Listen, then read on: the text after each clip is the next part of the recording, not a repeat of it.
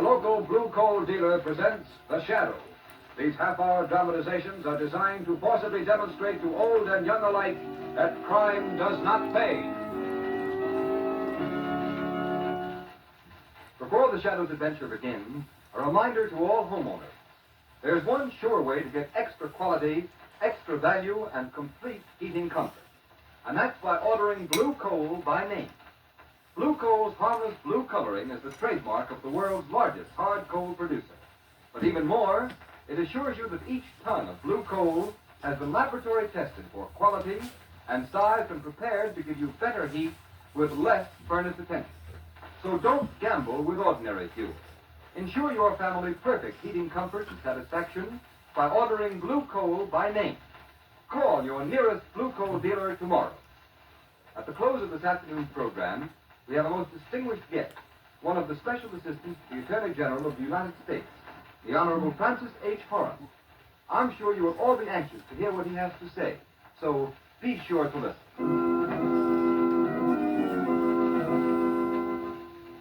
The Shadow, mysterious character who aids those in distress and helps the forces of law and order, is in reality Lamont Cranston, wealthy young man about town. Cranston's friend and companion, the lovely Margot Lane, is the only person who knows to whom the unseen voice belongs, the only one who knows the true identity of that master of other people's minds, the Shadow. Today's story, Ghosts Can Kill.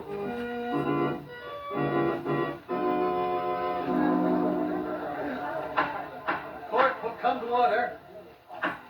Proceed, Mr. District Attorney. Your Honor and gentlemen of the jury, you have heard the evidence against this man, Ralph Gorman. 3 eyewitnesses of unimpeachable character saw him commit the murder. He was caught at the scene of the murder with a gun in his hand. It is the duty of the jury to convict him. Ralph Gorman has been brought to court 7 times for serious crimes. I object. Although I admit my client has been brought to court in the past, he has always furnished an unbreakable alibi and has been acquitted. Therefore, I claim that this record is irrelevant. Objection sustained. Very well. That doesn't alter the state's case. In this instance, the accused has no alibi. He is guilty of murder and should therefore be sent to the chair. Order in the court. I think the question before the jury is a clean-cut issue. The defendant, Ralph Gorman, committed a peculiarly cold-blooded murder. There are no halfway measures.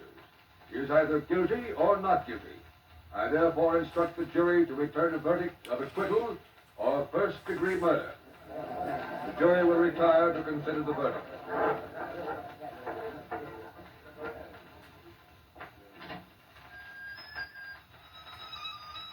The prisoner will cease this disturbance at once.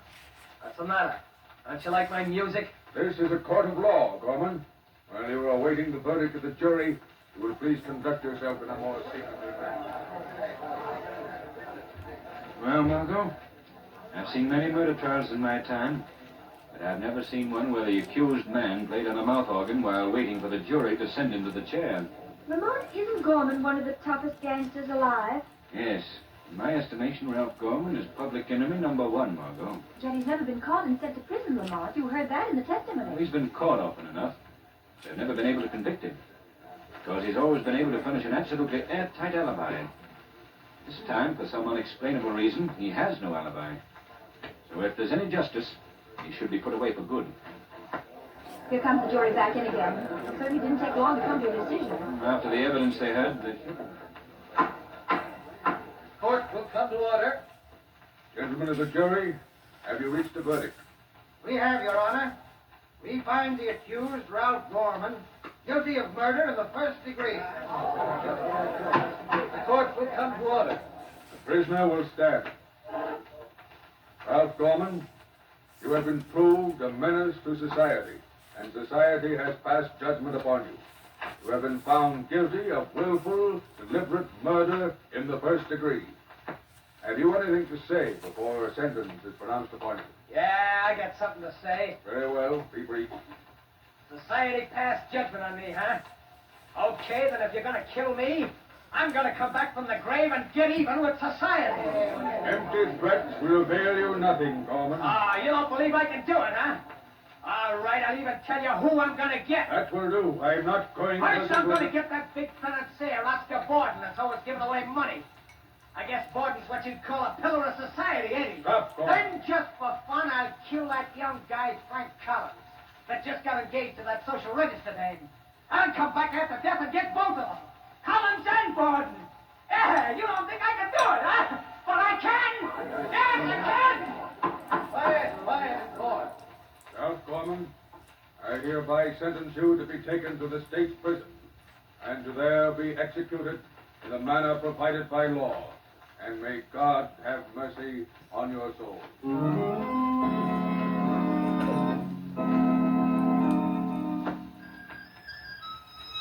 Hey, get it, will you, Gorman? Bad enough being in prison without having to listen to that. Lay off the music, yeah. Shut up. Hey, what's going on here? Hey, listen, guys, make that guy Gorman stop playing that monologue. He's driving us all nuts in here. What's he think this is, Carnegie Hall? No, I don't think this is Carnegie Hall. It's the Death House. And you guys are in it just like me. Stop it, you guys. And you'll all get solitary.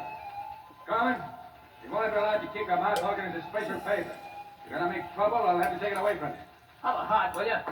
That's all the fun I get. Fun? He's driving us nuts. Oh, what do you care, buddy? They're burning me tonight. Come on, it'll be quiet around here.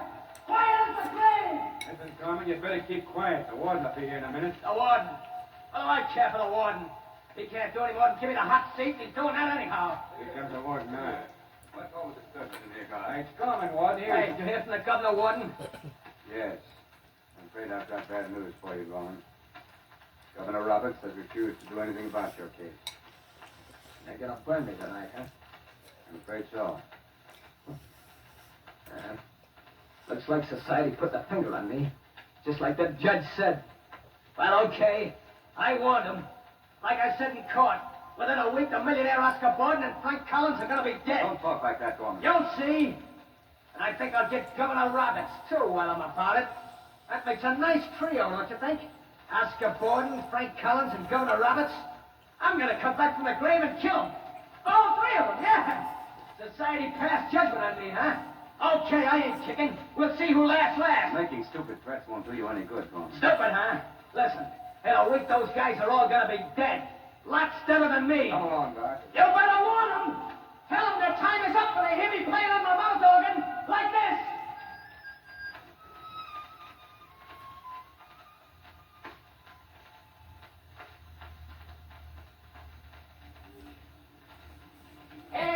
Extra, hey, read all about it. Ralph Gorman electrocuted. Ralph Gorman threatens life on Oscar Borden, Frank Collins, and Governor Roberts before he dies. Gorman executed. Hey, read all about it.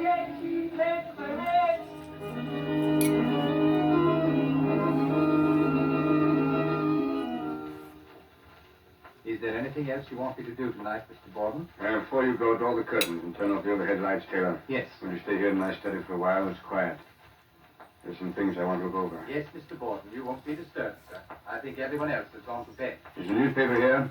I haven't had a chance to look at one all day. Right on your desk, sir. Oh, yes. Well, good night, Taylor. Good night, Mr. Borden. Well, I'm glad it's the headlines before getting down to work. Let's see. Rebels pushing the province. Merging relief agencies. Gangster executed amid great intrigue. Dramatic scene in the death house last night. Ralph Gorman threatens to come back after death and murder. The philanthropist, Oscar Borden, Frank Collins, millionaire sportsman, and Governor Roberts. And at sea, on the way to the chair, Gorman warned his intended victims that they would know of his presence by hearing him play a mouth organ. These were his last words, after which he was electrocuted. From his picture here, I'd say he was of rather low mentality. A mouth organ, well, that's a bizarre note. Oh, I wonder. Hold on. I can hear a mouth organ now. No, it must be my imagination. That's odd. I could swear I hear it again. Seems to come from the other room. Who opened that door? Why, you're Ralph Gorman. You see me, Mr. Borden? This is impossible. I've come back from the dead to keep my promise to society. You're mad. Ghosts ain't never mad, Mr. Borden. Ghosts, preposterous. We'll see about Don't this. touch that bell, because it ain't going to do you no good. Oh. Well, that's one of them. 2 more to go.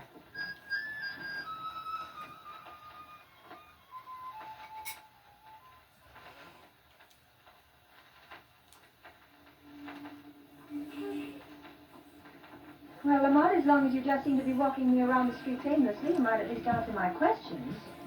What do you think of those threats?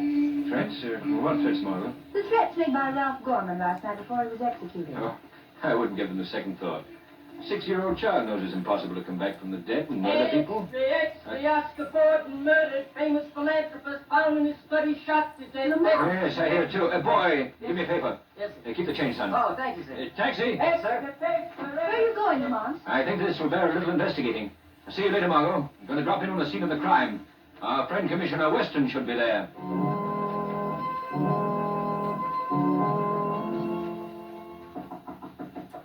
Cardona, see who that is. Whoever it is, don't let him in this study, Mr. Borden's, until I get through questioning these people. Okay, Commissioner. Body was found here, but... Mr. Lamont Cranston, sir. He says you know him. Oh, yes, I know him. Tell him... Oh, wait a minute. He tries to be an amateur criminologist. Let him come in. I'll show him how the police department really works. Yes. All right, you can come in, Mr. Cranston. Thank you. Ah, Commissioner Weston. How do you do? I just happened to be passing by the Borden house, and I thought you might be here. Well, Cranston, you want to test some of your amateur theories on crime, I suppose. Always willing to try, Commissioner? Well, you're able to beat your brains out over this one. About 3 hours ago, Oscar Borden was found at his desk here with a nice round bullet hole in his head, and not a clue. How distressing. Not a single clue, Commissioner? Well, we have 2 clues, but they don't make sense. Perhaps they don't make sense to the professional detective, but No. an amateur on the intellectual side of crime might be able to help you out, Commissioner. What were the clues? Well, first I asked the cop on the beat if he'd seen any known crooks hanging around the building tonight. And the dumb guy told me he hadn't seen any, except at one time during the afternoon he thought he got a glimpse of Ralph Gorman. And Ralph Gorman is known to have threatened Oscar Borden. I see. And the other clue, Commissioner? The other clue is even slimmer. One of the maids says she heard a mouth organ being played in Mr. Borden's study about the time the murder must have been committed. Why, it all hinges together perfectly, Commissioner, don't you see? Ralph Gorman has threatened Oscar Borden. He plays the mouth organ, and he's been seen hanging around the house. Why, he's your murderer. Very pretty theory, Cranston. The only hitch is that Ralph Gorman was put to death last night at 11 o'clock in the electric chair at State Prison. Oh, he was. Yeah, you should read the papers. You see, as an amateur criminologist, you're not so hot after all, Cranston. Well, have you solved Oscar Borden's murder? No, not yet. Well, you're no better than I am, then.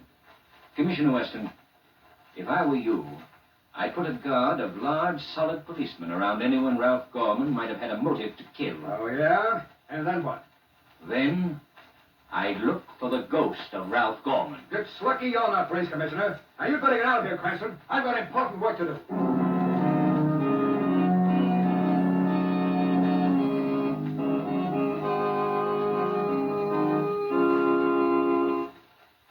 We continue with the second act of Ghosts Can Kill in just a moment.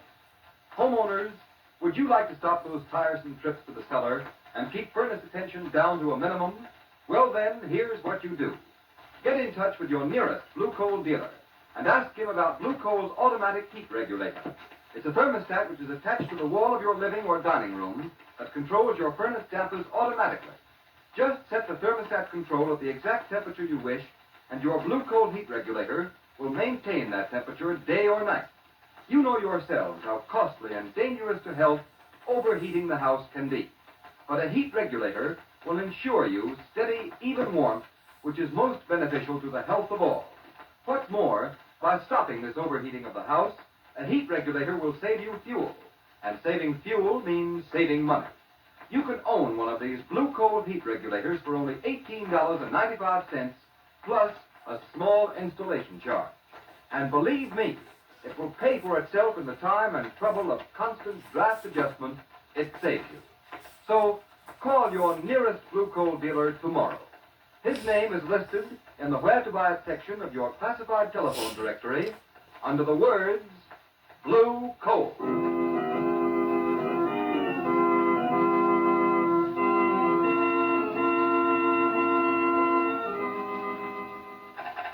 Hello.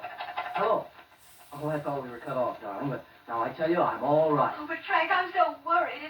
told me I were in town so I could be with you. What is there to worry about, darling? Why, those threats that awful man Gorman made against you. Oh, that was just nonsense. I never even knew him, and besides, he's dead. Yes, but Oscar Borden was threatened too, and he's dead. Oh, now, Ruth, darling, please stop worrying for my sake. Nothing's going to happen to me. I'm in my own apartment, and I have no intention of going out, so nothing can happen. Now, you go to sleep and get your beauty rest. You know, you got to look your prettiest for our wedding, Casey. Oh, all right, dearest. At least I'll be with you by tomorrow. I'll be down on the 11 o'clock train in the morning. Oh, that's wonderful. And I'll meet you at the station. Good night, darling. Good night. Poor Ruth. I don't know why women get so nervous about... Oh, I wonder who that could be. Hello? Is this Frank Collins? Yes, who's this? This is the Shadow. Oh, the Shadow. Yes, I've heard of you. What do you want? I want to warn you, Collins. Warn you against a death. Who's dead? Yours. And why should you be warning me? Because if you're not very careful, you'll meet the same fate as Oscar Borden, and for the same reason. Oh, nonsense. Furthermore, I would suggest that if you value your life, you will apply without delay for police protection. Look, I don't know who you are, Shadow, or what your game is. But I'm not afraid of you or anybody else. Have it your own way, Mr. Collins. Have it your own way. Wait a minute. Wait, listen. He hung up. I wonder what that was all about. I certainly wasn't a very cheerful person to talk to. Maybe I better get... See, now, what's Commissioner Weston's home number? See, I think I've got it in here someplace. Oh, yeah, here it is. Main 999.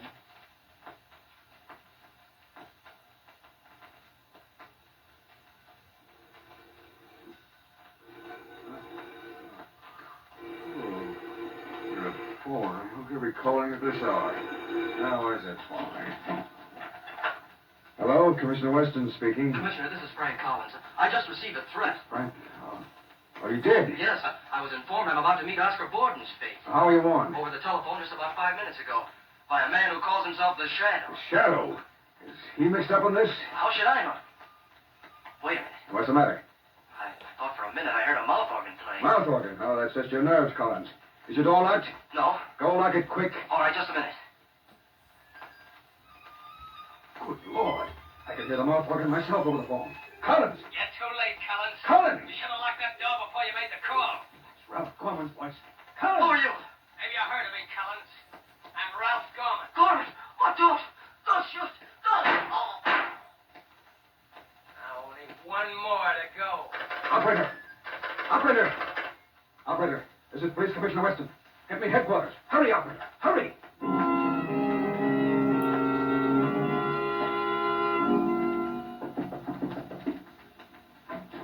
Lamont, Come in, Margot. I just heard that Frank Collins was murdered in his home last night, Lamont. Yes, I've been reading the papers. It's dreadful. How could Ralph Gorman have come back from the dead to commit these murders? Margot, yesterday I would have said it was totally impossible. Today, well, frankly, I don't know. This moment, I can't think of any other hypothesis that would account for the known facts. Then that means... Jiminy, What did you say? I nearly said Jiminy. Why did you say that? Jiminy? I don't know. I was just thinking. Why, does it mean anything? Ordinarily, no. In this instance, it may mean everything. At least it gives me a clue. Margot, is your car outside? Yes, Lamont. Well, come on. We're going places.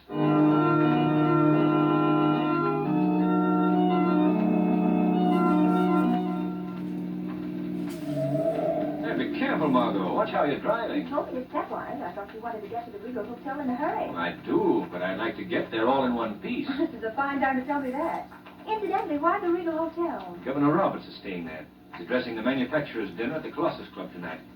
I'd like to be sure he lives to make it. Oh, Lamont, now you're being mysterious again. Why shouldn't Governor Roberts live to make his speech? Because I have reason to believe he's next on the list, marked for murder. I have an idea that if any attempt is made on the governor's life tonight, it'll probably be tonight. Here's the hotel. You'll just pull up the curb. All right. I said up to the curb, dear, not over it. Oh, I think you're horrid. Well, if I'm not mistaken, so will somebody else before the night's over. Well, goodbye, Margot, and thanks for the ride.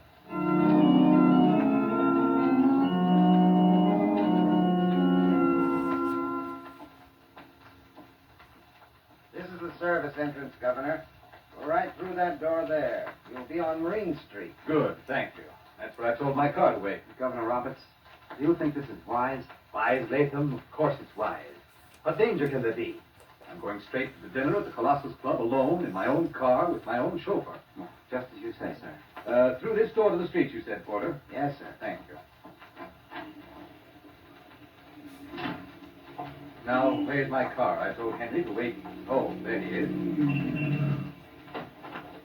To the Colossus Club, Henry.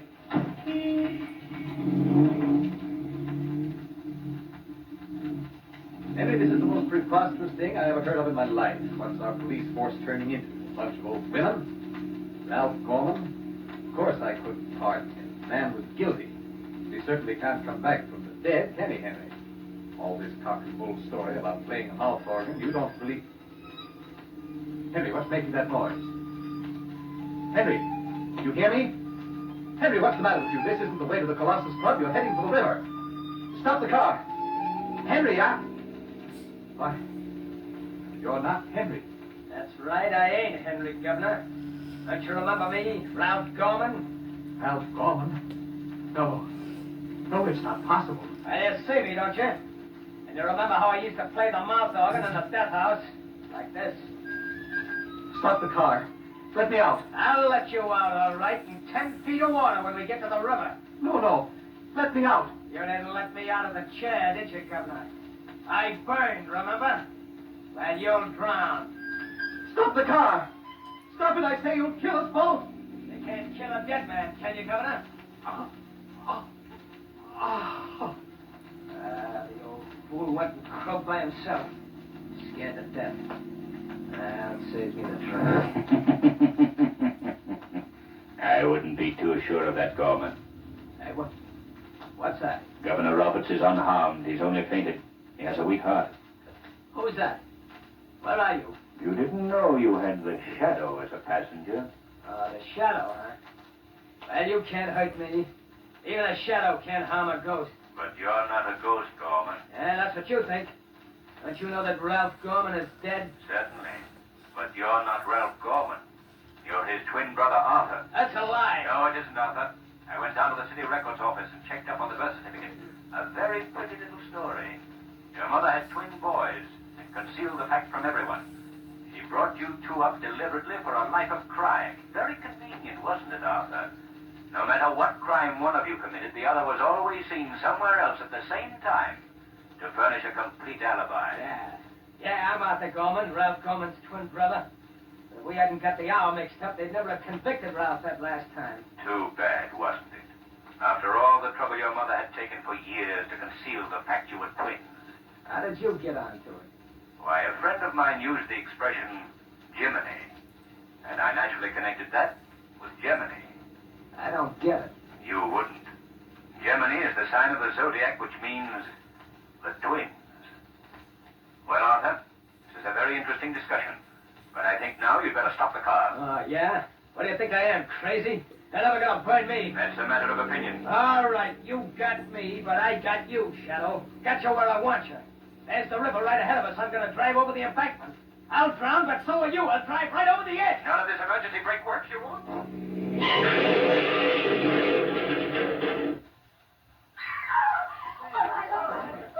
Those drunken drivers, they ought to be put in jail. He ran head on into the warehouse wall, Eddie. Did you see Oh, it? man in there. Here's the doctor. Let me through. Let the There you are, doctor- Doc. I see. Stand back, please. Well, how about it, Doc? Well, I'll be... The man in back is Governor Roberts. Hey, come on now. Is he? No. He's all right, I think. Just fainted. Shocked, probably. Hey, Doc, how about the other guy? The chauffeur here is dead. Dead? That's too bad. Say, his face looks familiar. What is it? You know him? That dead guy in the chauffeur outfit is a living image of a gunman called Ralph Gorman. Ralph Gorman, it can't be. Ralph Gorman went to the chair last week. Well, if it ain't him, it's his twin brother. If only you'd been able to tell us that a week ago. Justice would have been served a great deal more quickly.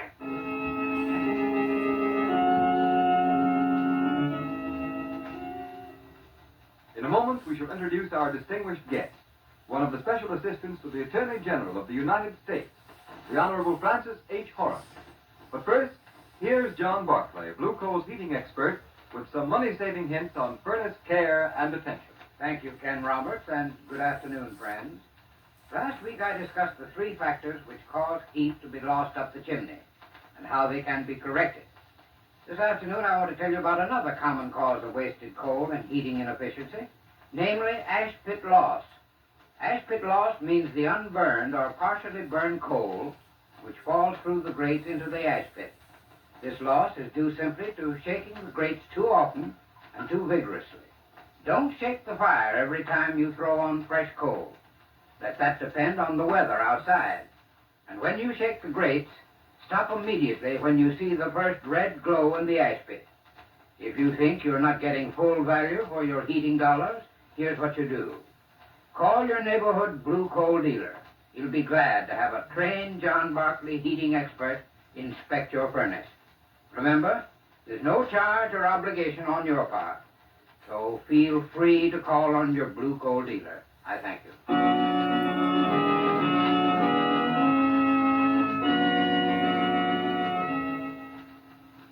And now, on behalf of our sponsors, the Blue Coal Dealers, the nation over, it gives me great pleasure to introduce to you one of the special assistants to the Attorney General of the United States.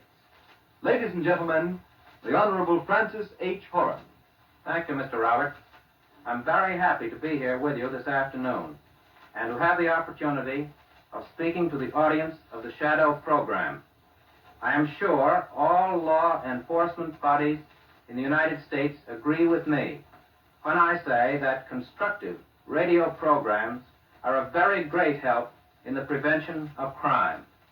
I can't emphasize strongly enough how important it is to prove, particularly to growing boys, the truth that crime in any form does not pay. Your program helps to bring this message to millions of people, so keep up the good work. We certainly shall, Mr. Horan, and thank you, sir, for stopping in. It's been a great honor to have had you with us.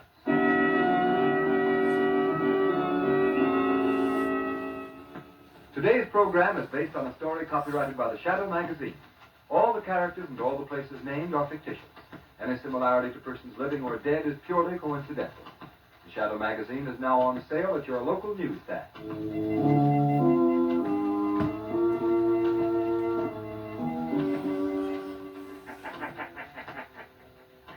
The weed of crime bears bitter fruit. Crime does not pay. The Shadow knows.